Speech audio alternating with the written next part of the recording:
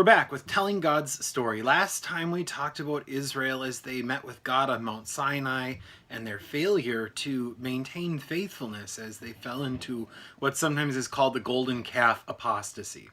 Yet God did not eradicate them. God spared them on behalf of the intercession of Moses, who pleaded with God that if he were to eliminate Israel, even in his righteous judgment, that it would cause the nations of the world to think less of him and it would cause them to not know who God was. So God spares Israel, and even amidst all their complaining, they remain his people. Later in Numbers chapter 13, we read about God instructing Moses to send spies into the promised land, to check out this land that God has set aside for his people. And so Moses identifies one man from each of the tribes and sends them in to spy out the land. So I'd like you to turn to Numbers chapter 13, where you can read about the report that these spies gave after they explored the land. So as you can see, for the most part, the spies came back reporting that the land, while it was a great land, it was filled with giants. That the people there were stronger than Israel. That the Israelites were like grasshoppers in comparison. Out of the 12 spies, 10 of them feared even trying to take that land, and they raised up the people of Israel to revolt, to rebel, to refuse to follow Moses' lead, and instead to almost long to return to Egypt, or to return to the desert and to die there, because they feared dying at the swords of the people who inhabited the land of Canaan.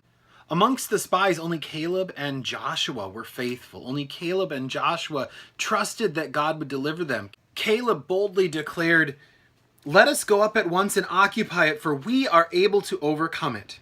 Later, Joshua, in the midst of the revolt, said to the Israelites, "The land which we passed through to spy it out is an exceedingly good land. If the Lord delights in us, he will bring us into this land and give it to us, a land that flows with milk and honey." So Caleb and Joshua trust that God will keep his promise and deliver the land to them. Meanwhile, the majority of the people live in fear that they cannot overcome these people who live in the land of Canaan, and so they refuse to enter the land.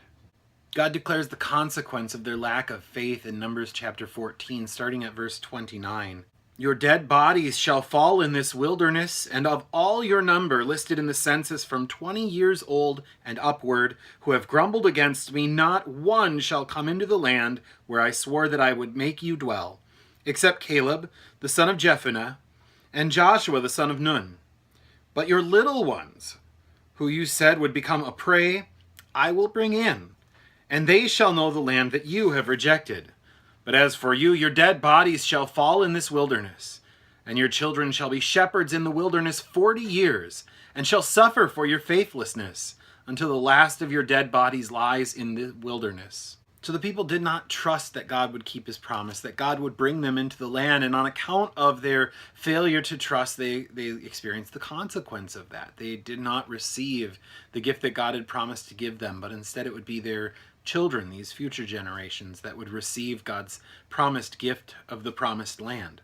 And to be honest, the whole thing is kind of silly, because they were never going to win this battle on account of their own strength or their own might.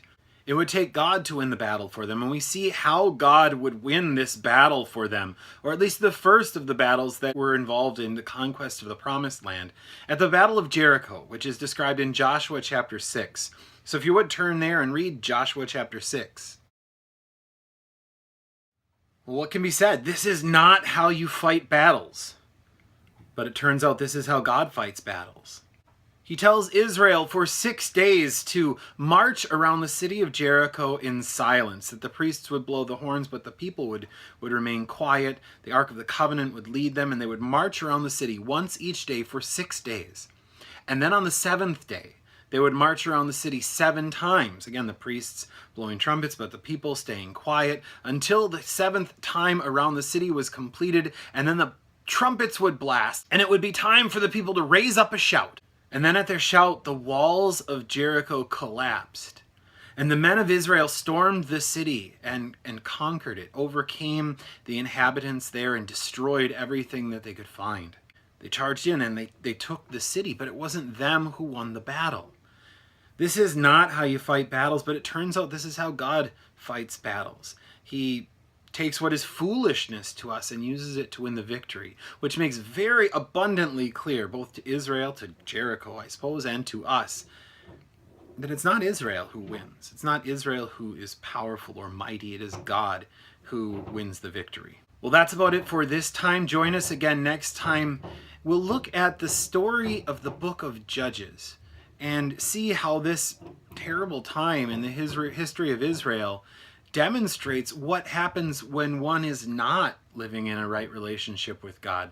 So join together with us in looking at the story of the book of Judges as we continue telling God's story.